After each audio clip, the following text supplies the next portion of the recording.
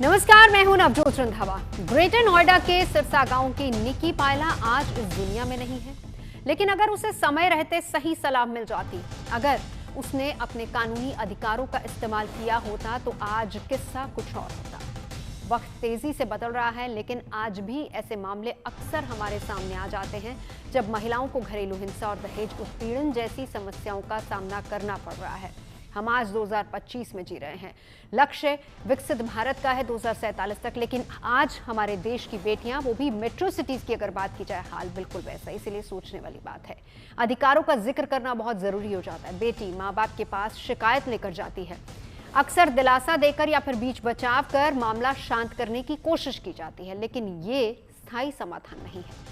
ऐसे हालात में ये जरूरी हो जाता है कि परिजन शादीशुदा बेटी की शिकायतों को नजरअंदाज न करें, कानूनी विकल्पों पर विचार करें और बेटी को उसके अधिकारों की जानकारी दें और जरूरत पड़ने पर काउंसलिंग भी करवाएं। पुलिस या फिर महिला आयोग की मदद जरूर लें और अपने अधिकारों का इस्तेमाल करें। दहेज उत्पीड़न या फिर हिंसा के खिलाफ खामोशी दोषियों का हौसला और बढ़ाएगी और स्थिति बिगड़ती चली जाएगी। लिहाजा जरूरी हो जाता है कि वक्त रहते सही एक्शन लिया जाए और अगर दहेज अत्याचार पर वार करना है तो फिर अधिकारों को ही अपना हथियार बनाना होगा। और यही है हमारा आज का मुद्दा, जिसको लेकर हम चर्चा करेंगे। जुर्म करने वालों पर, दोषियों पर कड़ा प्रहार किया जाए।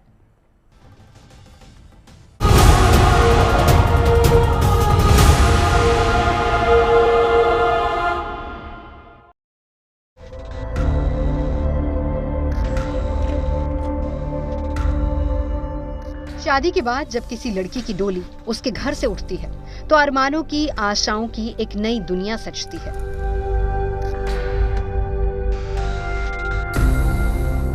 अरमान कि नए परिवार मिलेगा, विश्वास मिलेगा, अपनेपन का अधिकार मिलेगा।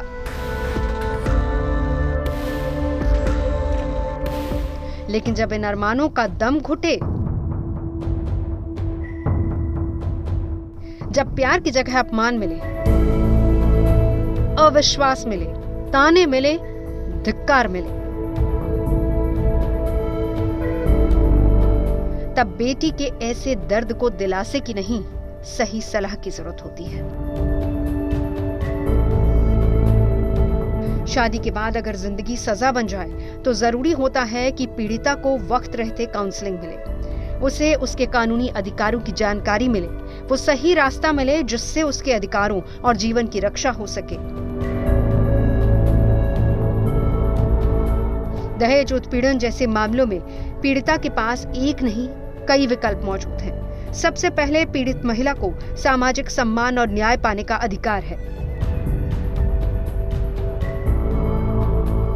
दहेज निषेध अधिनियम 1961 के तहत पीड़िता आरोपियों के खिलाफ केस दर्ज करवा सकती है। नेशनल लीगल सर्विस अथॉरिटी के तहत पीड़ित महिला को मुफ्त कानूनी सहायता मिलती है। पुलिस सहायता और काउंसलिंग के अलावा पीड़िता को मेडिकल हेल्प और कुछ समय सुरक्षित आश्रय भी मिल सकता है। इससे पीड़िता घरेलू हिंसा अधिनियम 2005 के तहत आर्थिक मुआवजे का भी दावा कर सकती है। धारा 498A और दहेज के अधिनियम 1961 के तहत दोषियों के खिलाफ सख्त कार्रवाई और सजा का प्रावधान है। साथ ही ऐसे मामलों में पीड़िता राष्ट्रीय और राज्य महिला आयोग का दरवाजा भी खटखटा सकती है। यानी पीड़िता के पास एक नहीं बल्कि कई ऐसे विकल्प हैं जो दहेज उत्पीड़न जैसे अन्याय के खिलाफ ढाल बन सकते हैं। इसीलिए जुर्म सहने की नहीं, उसके खिलाफ आवाज उठाने की जरूरत है और अपने अधिकारों को हथियार बनाने की जरूरत है। Bureau report, good news today. तो आज हम इसी पर चर्चा करेंगे, लेकिन उससे पहले हम आपको विस्तार से बताते हैं कि ऐसे मामलों में पीड़िता के हक क्या हैं, अधिकार क्या हैं, कानून उनको किस तरह के अधिकार देता है। दहेज निषेध अधिनियम 1961 की अगर बात करें तो इसके तहत दहेज मांगने, देने या फिर लेने को एक दंडनीय अपराध माना गया है। आरोपियों के खिलाफ केस दर्ज कराने का राइट देता है। 5 साल की कैद, 15,000 रुपए जुर्माने का प्रावधान है और राष्ट्रीय विधिक सेवा प्राधिकरण पीड़ित महिला को मुफ्त कानूनी सलाह, लोक अदालतों का आयोजन, कानूनी जागरूकता बढ़ाना। घरेलू हिंसा अधिनियम 2005 की अगर बात करें तो साझा घर में रहने का अधिकार, मजिस्ट्रेट निवास आदेश जारी कर सकते हैं। इसके अलावा सुरक्षा आदेश जो कि महिला को नुकसान पहुंचाने से रोकता है और पीड़ित महिला को आर्थिक मुआवजा, ये तमाम प्रावधान है। और इसी के साथ साथ धारा 498A का भी जिक्र कर लेते हैं। भारतीय न्याय संहिता की धारा के तहत इसका मकसद सीधा है कि शादीशुदा महिलाओं को दहेज और दूसरी वजहों से मिलने वाली शारीरिक, मानसिक या भावनात्मक क्रूरता से बचाना। दरअसल 498A भारतीय दंड संहिता 1860 और 1983 में दहेज उत्पीड़न रोकने के लिए लाया गया था। यदि कोई इस कानून का उल्लंघन करता है तो फिर उसे जुर्माने के साथ 3 साल तक की जेल हो सकती है। हालांकि बीते कुछ सालों में इस कानून के दुरुपयोग के मामले भी सामने आए हैं। इस कानून का दुरुपयोग रोकने के लिए सुप्रीम कोर्ट ने कुछ गाइडलाइंस भी जारी की थी और इस पर भी हम चर्चा आगे करेंगे। खास मेहमान हमारे साथ जुड़ चुके हैं। डॉक्टर चारू वली हमारे साथ मौजूद हैं, फॉर्मर मेंबर हैं NCW से। Tahira Hasan women right activist हमारे साथ हैं। रेखा अग्रवाल हमारे साथ एडवोकेट इस वक्त जुड़ चुकी हैं सुप्रीम कोर्ट से और एक्टिविस्ट भी हैं। और निशा खन्ना हमारे साथ फैमिली काउंसलर मौजूद हैं। आज की चर्चा की शुरुआत निशा जी आपसे, क्योंकि यहाँ पर निक्की को बचाया जा सकता था अगर माता पिता निक्की की बात सुन लेते। कहाँ पर चूक हुई है इस पूरे मामले में, निशा जी?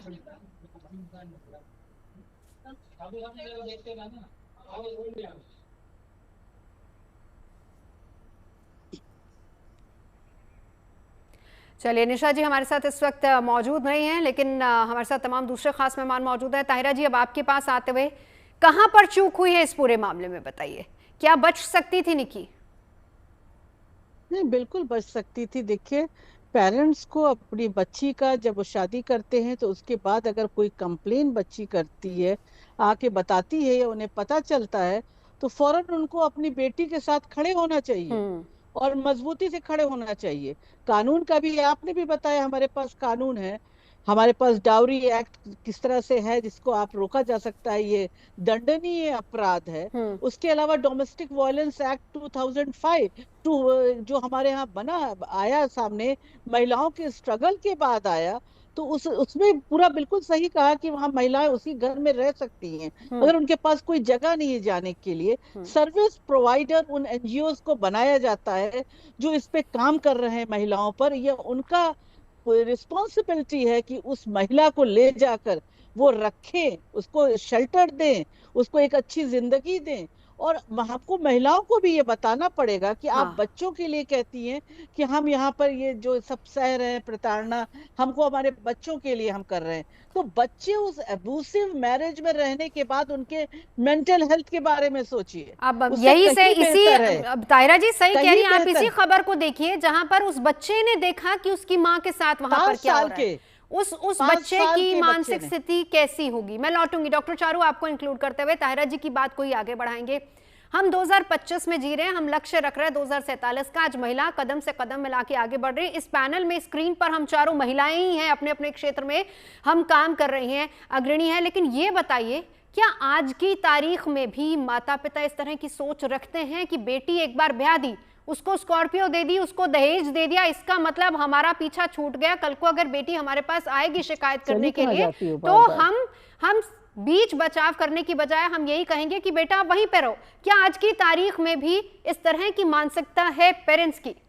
बिल्कुल ऐसी ही मानसिकता है, क्योंकि उन्हें इतना पैसा खर्च दिया है उस शादी में कि वो नहीं चाहते कि लड़की वापस आए। आपने ये बड़ा अच्छा कहा कि कानून हथियार बन सकता है, लेकिन अगर इंसान वो हथियार का प्रयोग करना चाहता है, वो लड़की इतनी परेशान थी, इतनी प्रताड़ित थी, उसने अपने माँ बाप को बताया, तो क्या सही तरीका था अगर उसको बचने का? माँ बाप को फौरन FIR या पुलिस का मदद लेनी चाहिए थी और पुलिस मध्यस्थ करती, या जो भी अगर नहीं होता तो फिर वो आगे केस बनाती। लेकिन उन्होंने क्या किया? पंचायत, जो ये सबसे खतरनाक चीज है, ये कंगारू कोर्ट, जो ये गांव के इलीगल अवैध प्रॉपर पंचायत सरपंच नहीं, जो अवैध पंचायत, उनने कहा कि लड़की को वापस भेजो। तो आप उसी नर्क में भेज रहे हो जहां उसकी पिटाई हो रही है और आप कह रहे हो कि समझ जाएगी। अगर ये इंसान इतना लालची है, इतना उसको पैसे की लालच है कि वो मार सकता है, तो वो आपकी जान भी ले सकता है।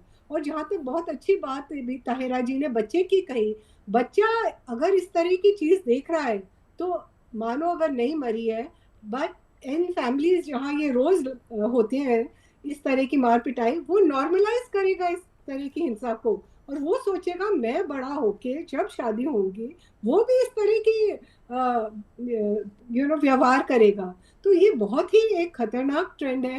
और मुझे लगता है आपने ये दहेज विरोधी प्रतिषेध अधिनियम की बात की, ये बहुत अच्छे इरादे से आया गया था, और इसमें चाहे सास ससुर हो, माँ बाप हो, चाहे पंडित हो, सबको सजा हो सकती है। बट मेरे को बताइए, लड़की क्या अपने माँ बाप के विरुद्ध फाइल करेगी केस?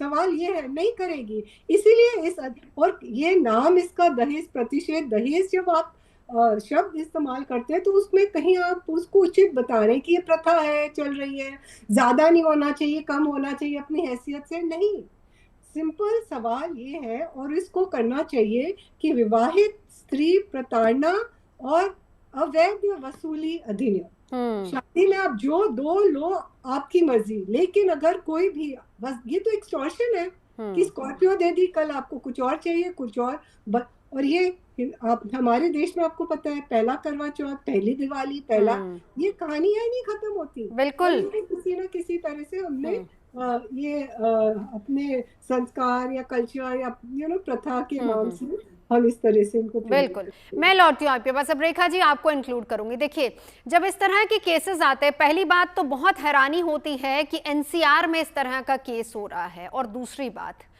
इस तरीके से ये गुजरे जमाने की बातें हो गई, और आज की तारीख में भी देखिए कि जलाकर मार देना बहुत बहुत ही ज्यादा घिनौना अपराध है। इतने कानून हमारे पास हैं, महिला को इतनी सुरक्षा मिलती है, बावजूद इसके अगर परिवार नहीं चाहेगा, महिला नहीं चाहेगी, तो उन कानूनों का क्या फायदा, उसका इस्तेमाल ही नहीं होगा। क्यों? क्योंकि हमें सोसाइटी में अपनी एक इमेज बना के रखनी है। हमारे परिवारों में ब्रेकअप्स नहीं होते, तलाक नहीं होते, बेटी वापस घर नहीं आती, एक बार बेटी को भेज दिया तो वो वापस नहीं आएगी, जैसे तैसे वो वहीं पे रहेगी। जी नवजोत जी, जैसे ताहिरा जी और चारू जी ने कहा इस विषय के ऊपर, और मैं दोनों की जो व्यूज थे उनके साथ मैं भी सहमत हूँ। और बहुत ही अनफॉर्चुनेट बात है कि दिल्ली एनसीआर में नोएडा के अंदर इस तरह का हादसा, गाजियाबाद या नोएडा में जहाँ पर ये हादसा हुआ, तो और नोएडा के अंदर हुआ। और ये जो लड़की निक्की है, ये लगता है कि पढ़ी लिखी लड़की है, प्लस अपने पाँव पर भी खड़ी थी, कुछ ब्यूटी पार्लर भी चला रही थी, तो वो एक दबी भी, जिसको कहते हैं कि जिसको हर तरीके से वो अपने इन-लॉज या पेरेंट्स के नीचे इतनी प्रताड़ित होने के बावजूद भी, मुझे ऐसा लगता है कि जो मैं मीडिया के अंदर उसके विजुअल्स देख रही हूँ, सोशल मीडिया के अंदर, वो एक एम्पावर्ड वुमन थी। और एक एम्पावर्ड वुमन, जो सशक्त महिला है, अपने पाँव पर खड़ी है, कोई वो जैसे कहते हैं ना कि अपना घूंघट ढक के, कोई बिल्कुल ही पिछड़ी सी कोई औरत नहीं है, एक जो एक मॉडर्न तरीके का एक व्यवसाय भी चला रही है, ब्यूटी पार्लर को चला रही है, इंस्टाग्राम वगैरह के ऊपर उसकी पोस्ट थी, उसकी और उसकी बहनों की। तो दुख इस बात का होता है कि जब इस तरह की शहरी लड़की, और जो अपने पांव पर खड़ी है, जो इतनी सशक्त महिला है, वो भी आज इतने कानूनों के बाद में जो महिलाओं के हक दिलाने के लिए और उनके हित के लिए बने हुए हैं, और समाज जो है, कहीं ना तो कहीं समाज भी दोषी है, और कहीं ना कहीं हम भी खुद दोषी हैं। कहीं पर निक्की जैसी लड़कियां भी दोषी हैं, कहीं पर उनके माता पिता भी दोषी हैं, कहीं पर उनके ससुराल वाले भी दोषी हैं। ये मैं तो इसको कहूंगी एक सामूहिक कलेक्टिव रिस्पॉन्सिबिलिटी है।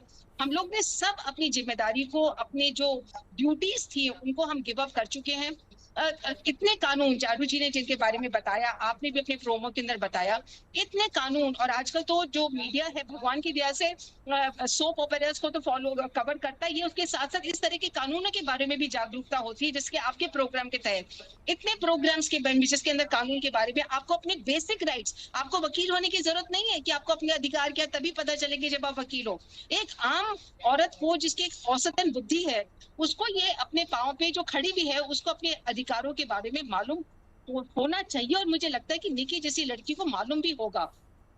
पर ऐसे कौन से हालात हो जाते हैं जो जिनके आगे ये अपना घुटना टेक देती हैं और अपने पति की मार खाती है, अपनी सास की मार खाती है। किस यहाँ पर एक और बात है रेखा जी, देखिए, ये यहाँ पर ना बहुत ज्यादा सोचने वाली बात ये हो जाती है, हम कहते हैं कि महिला सशक्त नहीं है, या फिर वो हाउस मेकर नहीं थी, वो अपना बुटीक भी चला रही थी, वो अपना पार्लर भी चला रही थी, वो बार बार ये बातें अपने पेरेंट्स को भी बता रही थी जाके कि मुझ पे इतना ज्यादा प्रेशर है। बिल्कुल नवजोत जी, मैं यही पर एक उदाहरण देती हूँ। हाल ही में मेरे मेरे घर के ऊपर एक महिला काम कर रही है, जो घर के काम हमारे करती है। उसकी 18 साल की लड़की है, ये अभी इमीडिएट मैं आपको बात बता रही हूँ। उसने 17 साल की उम्र में अपनी लड़की की शादी कर दी गांव के अंदर, ये सोच के कि जी मेरी लड़की बहुत ऊंचे घर के अंदर ब्याही गई है। और वहां पर उसको 1 महीने भी नहीं टिकी, 1 महीने भी नहीं टिकी। वहां पे उसके ससुराल वालों ने उसको दहेज के लिए इतनी प्रताड़ना करी, उसके पति ने उसको इतना मारा, उसकी छाती के ऊपर खड़े होकर पांव से उसको रौंदने की कोशिश करी। और वहां पर भी जो जो पंचायत थी जिसके बारे में भी जिक्र किया गया, वो कंगारू कोर्ट्स नहीं है जो चारू जी ने जिनके बारे में जिक्र किया, वो उस महिला को कोई इंसाफ नहीं दिला पाई। वो रोती बिलखती हुई जब अपनी माँ के पास वापस आ गई, तो दुख की बात यह है कि अपने ससुराल के अंदर वो अपने पति और ससुराल वालों की मार खा रही थी। और जब वो अपने घर आ गई है, वहां पर उसका खुद का पिता उसको मार रहा है, ये कह के कि ये तो महिलाओं का जो जिंदगी के अंदर सारी औरतों को अपने पति की मार खानी चाहिए, तो तुम अपने वापस पति के पास जाओ। और साथ साथ जब उसकी माँ जब उसको सपोर्ट करती है कि नहीं तुम अपनी बेटी को मत मारो, तो वो सेम आदमी अपनी पत्नी को भी मारते हैं और अपनी बेटी को भी मारता है। कि और साथ में जो गांव की जो औरतें हैं वो भी कहती है कि तुमने अपनी लड़की को बहुत सिर पे चढ़ा रखा, तुमने उसको 11वीं पास करवा के तुमने उसको कितना सिर पे चढ़ा दिया। देखो सारी औरतों को तो अपने पति की मार खानी ही चाहिए। तो जब इस तरह की मानसिकता 2025 के अंदर, अगस्त 2025 की मैं आपको जो बात बता रही हूँ, अगर इस तरह की मानसिकता अभी भी हम देखते हैं, तो कहाँ पर महिलाएं जो है वो कहाँ पर आगे जाएंगी। ताहिरा जी, आपका तो एक बहुत बड़ा वास्ट एक्सपीरियंस रहा है, बहुत कुछ वक्त बदलते देखा, कानून आते देखे, बहुत महिलाओं की मदद आपने की है, लेकिन क्या ये कानून सोच बदल पाए हैं किसी की? रेखा जी ने एक एग्जाम्पल दिया, ऐसे न जाने कितने एग्जाम्पल होंगे। और ये तो जो हाल फिलहाल वाला केस है, ये तो बिल्कुल एनसीआर का है। महिला खुद कमा रही है, उसका बैकग्राउंड बहुत स्ट्रांग है, पेरेंट्स अच्छे खासे ठीक ठाक हैं, दहेज भी ठीक ठाक दिया गया है, बावजूद इसके ये स्थिति। नहीं देखिए, पेट्रार्की जो है हमारे यहाँ बहुत डीप रूटेड है। और अभी जैसे रेखा जी कह रही है कि जब डोमेस्टिक वायलेंस एक्ट ये आया है 2005 में, लेकिन उससे पहले हम महिलाओं ने इसकी स्ट्रगल बहुत मजबूती से लड़ी है। और मैं आपको खुशनसीब समझती हूँ कि I was one of the member of this struggle. मैं उनके साथ महिलाओं के लिए लड़ रही थी। तो हम जब सर्वे करते थे तो तमाम महिलाएं, देवरिया बलिया सब में हमने सर्वे किया, तो वहां महिलाएं यही कहती थी कि पति मार सकता है अगर पत्नी कुछ करती। बच्चे को सही करने के लिए मारते हैं ना, तो यानी पति जो है मेंटली बहुत, मतलब उसको बहुत इंटेलिजेंट माना जाता है, औरतों के पास अकल कम है, ये सोच लेके पूरा समाज चलता था। महिलाएं खुद कहती थी कि पति मार सकता है। तो देखिए हल्के हल्के वो सोच बदली। कानून पहले तो हमारे सांसद लोग भी कहते थे कि महिलाएं सबसे ज्यादा सुरक्षित चार दीवारी में है, आप याद कीजिए, तमाम बयान पिछले निकाल लीजिए। उसके बाद ये हम लोगों ने, महिलाओं ने उनको मानने पे मजबूर किया कि संसद में कानून बना कि हाँ, चार दीवारी में महिलाएं सबसे ज्यादा उत्पीड़न का शिकार होती हैं। और कानून बहुत मजबूत कानून है। देखिए उसमें शेल्टर की भी बात है, उसमें अगर महिला अपने पति के घर में रहती है तो उसका पालन पोषण सब पति को करना पड़ेगा, खर्चा करना पड़ेगा बच्चे के स्कूल का। और उसके बाद अगर उसमें कहीं किसी तरह का असॉल्ट होता है तो उन लोगों के ऊपर दंडनीय अपराध में वो भी आ जाएगा। ताहिरा जी, लेकिन देखिए ये इम्प्लीमेंट नहीं होता। मैं कह रही हूँ कानून बहुत अच्छे हैं, लेकिन अगर उनका इम्प्लीमेंटेशन नहीं होता तो हमारी बेटियां ऐसा नहीं है कि बिल्कुल वो आगे नहीं आ रही है, बोल रही है, लड़ नहीं रही है, लड़ रही है, बोल रही है, लेकिन इम्प्लीमेंटेशन भी तो होना चाहिए। नहीं, वो लोग तो मानते ही नहीं ना, कानून बने हैं। अभी रेखा जी भी यही बोल रही है, डॉक्टर चारू भी बोल रहे, जो कैंगारू कोर्ट्स है वो तो ये मानते ही नहीं इन कानून को। लगता है तो हमारी अपनी अदालतें हैं, हम यहीं पे फैसला कर सकते हैं। सबसे बड़े लोकतंत्र में ये कंगारू कोर्ट की जगह कहाँ है, आप बताइए। We are the largest democracy in the world. और जो चलता है बाबा साहब के संविधान से, वहां ये कंगारू कोर्ट एग्जिस्ट कैसे कर रही है? पहला सवाल तो ये है कि इसको एग्जिस्ट क्यों करने दिया जा रहा है। देखिए महिला सिक्योरिटी प्रायोरिटी पे लाइए, उनकी सिक्योरिटी को प्रायोरिटी पे लाना चाहिए, उसके बाद बात आगे की चलेगी। यहाँ चारू के साथ ये जो भी हुआ है, इसके साथ निक्की के साथ वो निक्की के साथ देखिए बहुत ग्रुसम ये इस तरह से उसका मर्डर हुआ है 5 साल के बच्चे के सामने। ये पूरी जो नेशन है इसको हिला के रख दिया है कि अभी भी ये इविल प्रैक्टिस चल रही है जो महिलाओं को द्वितीय दर्जे का नागरिक बनाती है। ये डावरी जो है, इस प्रथा को बंद होना चाहिए। अगर लोग जो शो ऑफ करते हैं सोशल मीडिया पे भी, ये बिटिया को दिया, वो सजा के दिखाते हैं, इन सब के खिलाफ भी एक्शन होना चाहिए। बिल्कुल। आपको डॉक्टर जो चारू, देना लेना है वो दीजिए लीजिए, लेकिन ये शो ऑफ नहीं होना चाहिए। लड़कियां कोई बिकाऊ बकरी और ये सब नहीं है कि आप उनको बेच रहे हैं, हमने इतना दे के बेच दिया, वो बोझ थी। ये सब डॉक्टर खत्म चारू, एक होना बार आपको चाहिए। इंक्लूड करूंगी। निकी और उनकी चचेरी बहन, चचेरी बहन ने काफी वीडियोस बनाए जो कि हम यहाँ पर देख रहे हैं, लेकिन यहाँ पर ये देखिए कि दो चीजें, बच्चे की मानसिकता पर कितना असर हुआ, क्योंकि वो शुरू से देख रहा था और आखिर में उसने देखा अपनी माँ को इस स्थिति में, और उसके बाद जो उसकी चचेरी बहन है अब वो भी वहां पे सेफ नहीं है। और ये दोनों बार बार अपने माता पिता को ये बता रही थी कि उनके साथ घर में क्या हो रहा है, किस तरह का सलूक हो रहा है। क्यों नहीं सुनी जाती बेटियों की, क्यों इग्नोर होती हैं उनकी बातें एक बार जब उनको ब्याह दिया तो? मेरा तो यही कहना है, थोड़ा स्ट्रांग है, थोड़ा बोल्ड है। एक माँ बाप को जेल में डालोगे ना, सब ठीक हो जाएंगे। दूसरी बेटी को क्यों शादी कर रही हो जब वो चचे, एक दोनों की संग तो शादी नहीं हुई है, आगे पीछे हुई है, तो जब वो प्रताड़ित हो रही है, आपको पता है कि किस तरह का वो घर है, किस तरह के ससुर है, आप उसमें अपनी बेटी को झोंक रहे हो, आग में डाल रहे हो। तो माँ बाप को होना चाहिए। और दूसरा, ये जो कंगारू कोर्ट के कौन थे पंच जिनने ये फैसला दिया कि वापस जाए, जबकि वो इतनी परेशान थी और गई माँ बाप के पास और माँ बाप ने कोर्ट लगाया, ये कौन थे? उनको भी फिर कानून का फायदा नहीं। अगर आपने कानून बनाया तो कानून का पालन करिए, उसका इम्प्लीमेंटेशन करिए, माँ बाप को जेल में डालिए, वो पंच जो अवैध पंच है उनको जेल में डालिए, तब लोगों में भय जाएगा, नहीं तो कुछ नहीं होगा। ये तो बच्चा चाइल्ड विटनेस है, 10 साल बाद ये आदमी बरी हो जाएगा, ये कहेंगे कि उसको सिखाया था, बच्चे को ट्यूटर किया गया था, और वो बरी होके निकल जाएगा, उसकी एक और शादी हो जाएगी। नहीं, वो तो उसकी माँ बार बार उनको, अपनी बहुओं को इस बात ये बोली रही थी कि बेटे की दूसरी शादी मैं कर सकती हूँ। वही मैं कह रही हूँ। तो और वो बच्चा जब बड़ा होगा तो वो अपने बाप जैसा बनेगा। तो क्या हमारी क्या संस्कार है, क्या समाज बना रहे हैं? मेरे को तो डर लगता है कि 10-20 साल बाद, जो आपने 2047 की बात की, किस तरह का समाज होगा? भूखा, जहां महिला दिखी सड़क पे उसके को नोच लिया, उसके संग गलत काम किया, बदतमीजी की। जहां शादीशुदा महिला आपके घर आई, उसे प्रेम से रखने के बजाय आप वो पैसे मांग रहे हैं और अलग तरह से उसको प्रताड़ना कर रहे हैं। ये कोई तरीका है? क्या सिखा रहे हैं, क्या है? मैं आपकी एजुकेशन सिस्टम बिल्कुल फेल है, क्योंकि ज्यादातर जगह 4थी फेल और 8वीं फेल, ये 2 लेवल्स हैं। तो जब आपको पता है कि 14 साल तक आपका बच्चा फेल होने वाला है, आपका सिस्टम नहीं उसको ठीक कर रहा, तो क्यों? ज्यादातर लोग की मैं बात कर रही हूँ, शहरों में अच्छे हैं, सब चाहते हैं स्कूलों में जाए, पास हो, लेकिन जो सड़कों पे जो ये लड़के घूम रहे हैं ना, इनका यही स्टेटस है। तो एटलीस्ट 14 साल तक तो उस लड़के को कुछ समझा दो, कुछ संवेदनशीलता दे दो। डॉक्टर चारू लौटती हूँ। हमारे साथ इस वक्त निशा जी भी जुड़ चुकी हैं, फैमिली काउंसलर है। निशा जी, पूरी खबर आपको पता होगी, मैं जानना चाहूंगी कि क्या निकी को बचाया जा सकता था?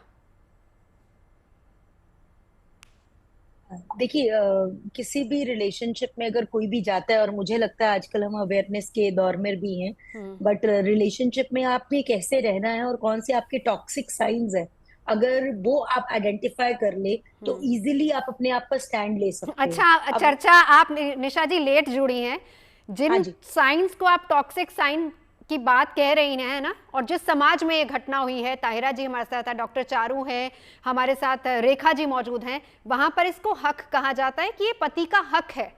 ये उस समाज की बात हो रही है जहां पर जिनको कानून से कोई मतलब नहीं है। मैम, कानून से मतलब नहीं है, बट अगर आप समझें कि सेल्फ अवेयरनेस का मतलब है, अगर हमें चीजों का पता होगा, आज अगर हमें पता है कि सती प्रथा गलत है या दहेज लेना गलत है, तो आज हम उसके खिलाफ आवाज उठाते हैं। और हम आज 21वीं सदी में हैं, और अगर अपने राइट्स के बारे में हमें नहीं पता होगा तो हम सही और गलत, एजुकेशन का काम क्या होता है, हम सही और गलत को जाने और उसमें अपने अच्छाइयां और बुराइयां किसी भी चीज में है, चाहे वो शादी में हो, चाहे आपके संबंधों में हो, चाहे वो संबंध पति पत्नी का हो, चाहे वो माँ बाप के साथ आपका संबंध हो, चाहे वो अपने टीचर्स के साथ हो, चाहे वो अपने ससुराल में हो, चाहे वो आपके अपने भाई बहनों से हो, तो हर रिश्ते की कुछ बाउंड्रीज होती हैं। अगर हम रिश्तों की बाउंड्रीज को और मेंटल हेल्थ के आज की बात करते हैं, स्पेशली 2020 के बाद, तो मुझे लगता है आज के दौर में हर इंसान को, चाहे वो एक लेडी है, चाहे वो एक मेल है, चाहे वो फीमेल है, चाहे हमें लॉ का नहीं पता, पर हमें मेंटल हेल्थ का पता होना बहुत जरूरी है। आज हम एआई के दौर में हैं। उस एआई के दौर में अगर हम रिश्ते में टॉक्सिसिटी फील कर रहे हैं, हम ये फील कर रहे हैं कि हमारा पार्टनर जो भी कर रहा है वो मुझे अच्छा महसूस नहीं हो रहा, तो क्यों महसूस नहीं हो रहा, आप उसी चीज को भी अगर आप गूगल पर लिखेंगे तो आपको समझ में आएगा। अगर मेरे से कुछ एक्स्ट्रा डिमांड की जा रही है या मेरे से पर्टिकुलर बिहेवियर डिमांड किया जा रहा है जो मैं करने में ओके नहीं हूं, चाहे वो नॉर्मल सी रूटीन का काम भी हो, तो मुझे अपने आप को एक्नॉलेज करना है, और यही मेंटल हेल्थ है। तो सिर्फ अपने राइट्स के बारे में जानना नहीं, अपनी ड्यूटीज के बारे में जानना नहीं, मेरी अपनी पर्सनालिटी के बारे में जानना भी हर इंसान का एक हक है। और जो मुझे लगता है आज के दौर में बच्चों को, हर बच्चे को, हर माँ बाप को, हर लड़की को, हर लड़के को पता होना बहुत जरूरी है। बिल्कुल। निशा जी, यहाँ पर एक और सवाल उठता है जो कि आपसे और रेखा जी दोनों से सवाल है। पहली बात तो ये है कि नॉर्मली लोग काउंसलिंग के लिए नहीं जाते। हम अक्सर चर्चा करते हैं, आप तमाम पैनलिस्ट हमारे साथ रहते हैं, हम कहते हैं कि शादी से पहले की काउंसलिंग जरूरी है। और यूपी में नेशनल कमीशन वुमेन ने भी कई जगह ऐसे सेंटर्स खोले जिसमें शादी से पहले लड़का और लड़की की काउंसलिंग होती है। शादी के बाद की काउंसलिंग कितनी इंपॉर्टेंट हो जाती है अगर इस तरह का टॉक्सिक रिलेशन होता है? रेखा जी, पहले आपसे जवाब चाहूंगी। ऐसा रिलेशनशिप है तो क्या काउंसलिंग से इस रिश्ते को सुधारा जा सकता है या फिर एंड सिर्फ डिवोर्स ही होता है? देखिए, काउंसलिंग जो है आजकल कोर्ट्स के अंदर अगर कोई मुकदमा जाता है तो उसके अंदर एक कंपलसरी कर दी गई है कि सारे मुकदमे या कोई जो भी विवाद होते हैं उनके अंदर डाइवोर्स में खत्म हुई जरूरी नहीं है। और कहीं पर भी जो कानून है हमारा इस बात को इनकरेज नहीं करता कि आप तलाक लीजिए। अगर आप पति की नहीं बनी तो तलाक लीजिए। तलाक लेना तो बहुत आसान है, आप तोड़ दीजिए उस रिश्ते को, पर जोड़ना मुश्किल है।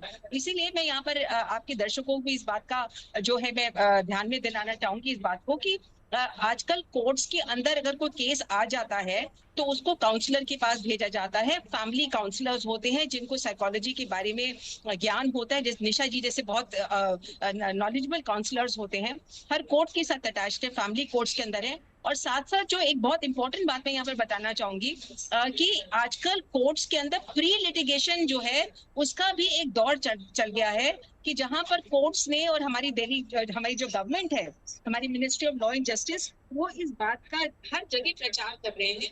मीडिएशन सेंटर्स हर जगह खोले गए हैं कि जहां पर बड़े बड़े पोस्टर और होर्डिंग दिल्ली के अंदर खासकर मैंने देखे हैं, दिल्ली गवर्नमेंट के लगे हुए, कि कहीं पर भी कोई विवाद हो, क्या आपके घर के अंदर कोई विवाद चल रहा है तो आप हमें आके दिल्ली डिस्प्यूट रेजोल्यूशन सोसाइटी है जहां पर जरूरी है कि आपका पति पत्नी का झगड़ा हुआ तो आप तलाक का ही मुकदमा कोर्ट के अंदर फाइल करिए और तभी आप किसी काउंसलर के पास जाइए। आप प्री लिटिगेशन कर देंगे, यानी कि केस करने के पहले भी अगर किसी भी महिला को या किसी भी पुरुष को ये लगता है कि हमारे रिश्ते के अंदर कोई प्रॉब्लम आ रही है और हमें किसी थर्ड पर्सन की जरूरत है जो हमारे बीच के अंदर हस्तक्षेप करके हम दोनों को समझा सके या हमारे मन की जो कुंठाएं है उनको दूर कर सके, हमारे को एक मैच्योर तरीके से सोचने का एक प्रोफेशनल गाइडेंस दे। ये जो काउंसलर्स होते हैं, निशा जी जैसे काउंसलर्स हैं, वो ट्रेन्ड प्रोफेशनल काउंसलर्स होते हैं जो घर के प्रोफेशनल, जो घर के सलाहकार होते हैं, उससे कई ज्यादा आगे होते हैं। तो आज एनकरेज कर रही है कि आप मीडिएशन के थ्रू अपनी प्रॉब्लम्स को सॉल्व करने की कोशिश करिए, काउंसलिंग के थ्रू प्रॉब्लम्स को सॉल्व करिए। यहीं से हम रेखा जी यहीं से चर्चा को आगे बढ़ाएंगे। ताहिरा जी, आपके पास आते हुए डॉक्टर निशा ने बहुत अच्छी यहाँ पर बात की है, उसके बाद उसी को कंटिन्यू किया रेखा जी ने कि काउंसलिंग कितनी इंपॉर्टेंट हो जाती है। अगर आप हस्बैंड वाइफ में फ्रिक्शन है उसका सीधा मतलब ये नहीं कि तलाक ही एंड हो सकता है, आपकी बातचीत से आपके मामले सुधर भी सकते हैं, सुलझ भी सकते हैं। मेंटल हेल्थ का यहाँ पर जिक्र किया, लेकिन खास तौर पर अगर हम निकी वाले केस की बात करें, इस तरह के समाज की बात करें, क्या वहां पर मेंटल हेल्थ शब्द किसी को समझ में आएगा? क्या लोग एक्सेप्ट करेंगे इस बात को? नहीं, देखिए निक्की वाले मामले में मुझे नहीं लगता है, मेरा अपना वो है, मैं बहुत बार काउंसलिंग के उसमें बैठ भी चुकी हूँ अपनी महिलाओं के साथ, तो मुझे नहीं लगा वहाँ महिलाओं से काउंसलिंग होती है, दोबारा भेजते हैं। कई बार महिला आयोग के लोग भी हमारे साथ होते हैं, वो भी फिर भेजते हैं, कभी कोशिश करते हैं कि वर्कआउट कर जाए, लेकिन नहीं होता, उससे भी बुरी हाल में हमारी महिलाएं फिर वापस आती हैं।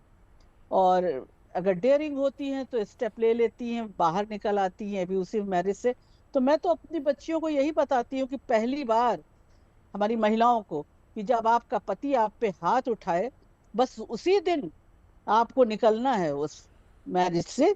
आप डिवोर्स ले ना ले, आप अपना आके उसके उसके खिलाफ आवाज जरूर उठाएं, क्योंकि आपको एक डिग्निफाइड लाइफ जीना है। हमें अपनी महिलाओं को डिग्निफाइड लाइफ जीना सिखाना है, और सीख चुकी हैं बहुत हद तक।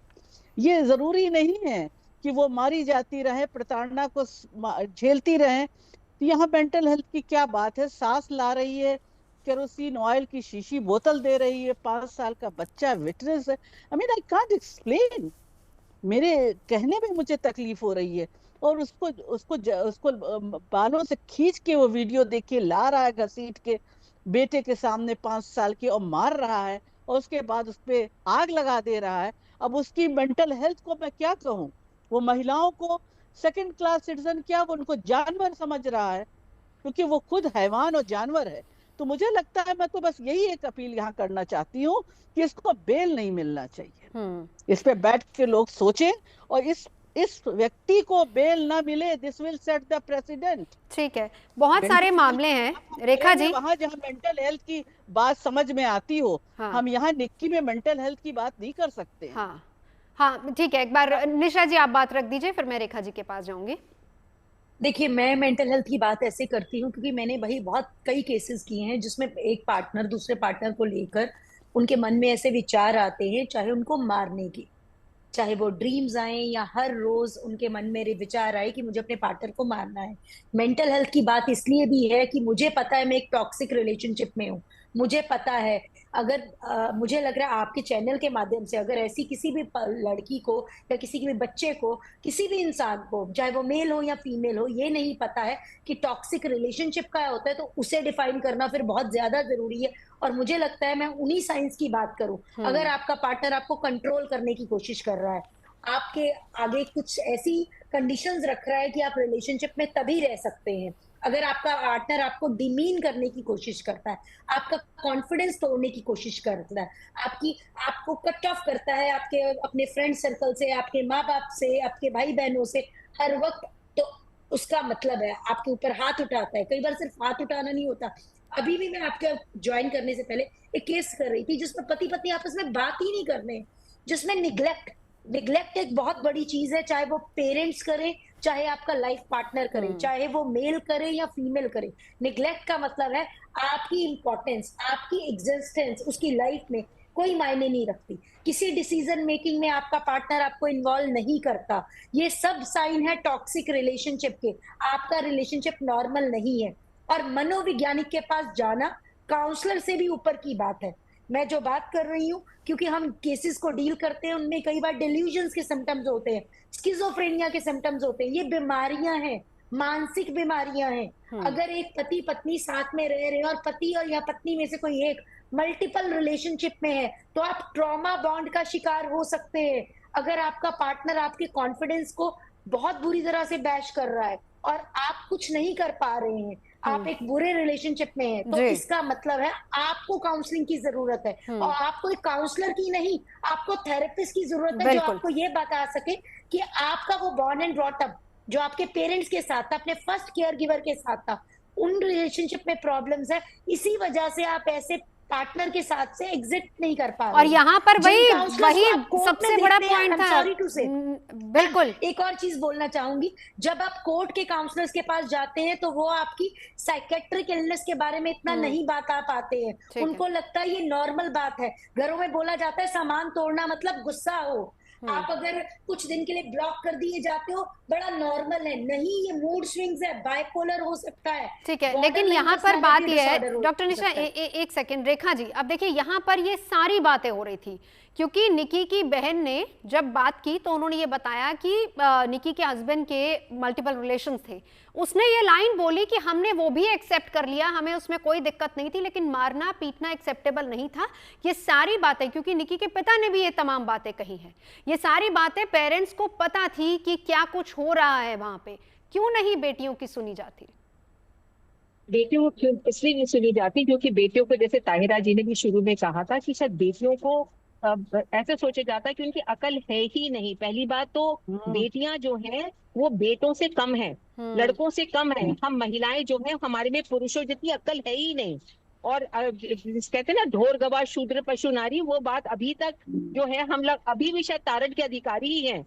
और जब तक समाज के अंदर वो सोच नहीं बदलेगी, और सिर्फ ससुराल वालों की सोच नहीं बदलती है, जैसे मैंने अपने घर का ही एग्जांपल दिया अपनी मेड सर्वेंट का, हम अपने अपने मायके वालों की भी सोच बदलनी है।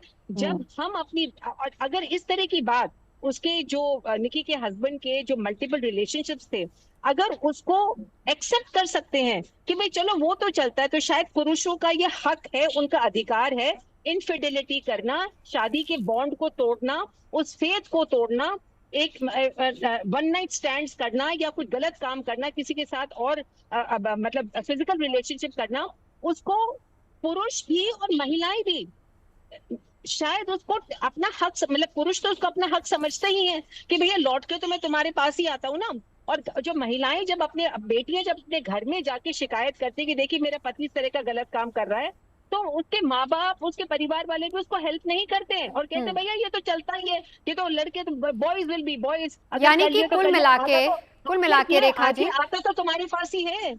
यहाँ पर सबसे बड़ी प्रॉब्लम समाज की सोच को बदलना है। अब ताहिरा जी ने यहाँ पर एक पॉइंट और कहा था जिसका जवाब रेखा जी आप अच्छे से दे सकती हैं। उन्होंने कहा कि इसको बेल नहीं मिलनी चाहिए। जो कानून है हमारा, अब ये बताइए जिसके तहत वो अरेस्ट हुआ है, कानून हमारा क्या कहता है, कितनी सजा का प्रावधान है और क्या एग्जाम्पल सेट किया जा सकता है? देखिए इसके अंदर आजीवन कारागार तो 100% होगा ही। धारा 302 इंडियन पीनल कोड, अब तो भारतीय न्याय संहिता बन गई है, पर जो इंडियन पीनल कोड भारतीय दंड अधिनियम के तहत इसके ऊपर 100% इसके ऊपर धारा 302 लगेगी। मर्डर का केस बनेगा जिसके अंदर आजीवन कारावास 100% ऐसे व्यक्ति को मिलनी चाहिए।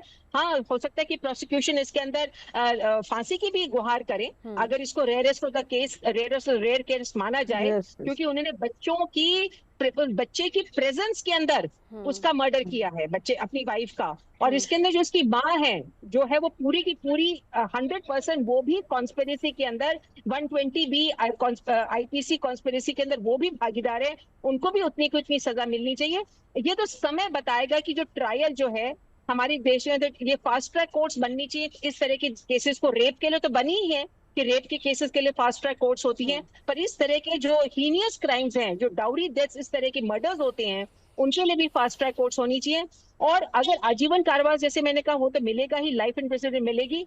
और साथ साथ जो बेल का जो ताहिरा जी ने बोला, हाँ ऐसे व्यक्ति को बेल भी नहीं मिलनी चाहिए, क्योंकि ऐसा व्यक्ति जो इतना अपने अंदर इतनी हिम्मत रखता है कि जो उसके आपके मीडिया के ऊपर हम जो उसके शॉट्स देख रहे हैं कि जब उसके पाँव में गोली लग गई है, उसके बाद में भी वो इतना अहंकार उस व्यक्ति का कि कह रहा है कि मैंने कुछ नहीं किया, वो अपने वो सारा ब्लेम उसके ऊपर डाल रहे। अरे भाई, अगर वो खुद ने उसे सुसाइड भी कर लिया, अगर उस लड़की ने सुसाइड भी कर लिया, तो आखिर में तुम्हारी पत्नी थी, तुम्हारे बच्चे की माँ थी, जो खत्म हो गई, जो मर गई, तुम्हारे आंसू भी नहीं निकल रहा है एक भी, और तुम भागने की कोशिश कर रहे हो। हाँ, कानून हमारा जब तक, देखिए हमारा कानून के अंदर यह है कि जब तक आप your innocent until proved guilty, यानी कि जब तक आपका केस का फैसला नहीं हो जाता, हम आपको सिर्फ एक आरोपी मानते, गुनाहगार नहीं मानते। और आपको सुप्रीम कोर्ट तक उसकी अपील करने का ये भी आपका अधिकार है, ये भी कानूनी अधिकार है। आप सुप्रीम कोर्ट के अंदर भी अपील कर सकते हैं, उसके बाद आप रिव्यू पिटीशन फाइल कर सकते हैं, उसके बाद आप क्यूरेटिव भी कर सकते हैं, उसके बाद आप प्रेसिडेंट को भी अपील कर सकते हैं। ये सारे आपके फंडामेंटल राइट्स है किसी भी आरोपी के। परंतु बेल इस व्यक्ति को बिल्कुल भी नहीं मिलनी चाहिए, खासकर जब तक ट्रायल पूरी नहीं हो जाती है, उसको बेल बिल्कुल नहीं मिलनी चाहिए। इतना ऐसा आदमी सारे विटनेसेस को इन्फ्लुएंस करेगा, डराएगा, धमकाएगा। ताहिरा जी, आपके पास आते हुए, देखिए हम चर्चा यहां पर कर रहे हैं कि हमारा जो कानून है, जो कानून ने हमें अधिकार दिया है, वो बहुत बड़ा अधिकार है।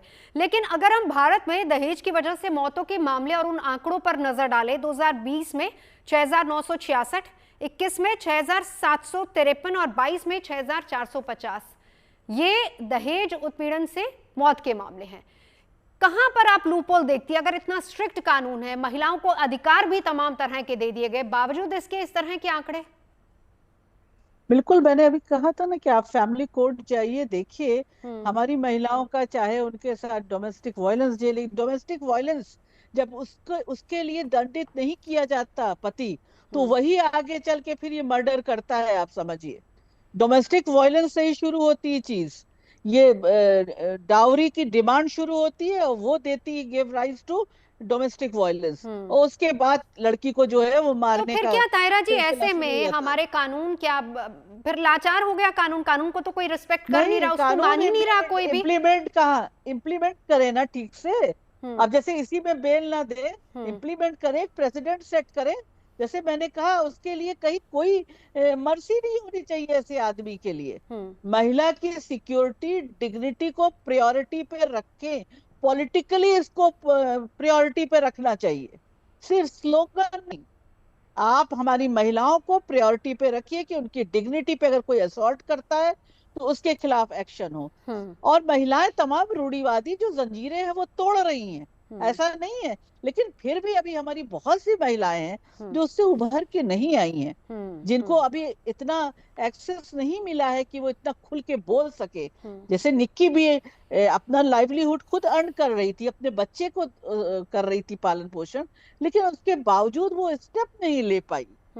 यहाँ उसको जरूरत थी एक सपोर्ट की, लेकिन वो सपोर्ट उनके पेरेंट्स ने नहीं दिया।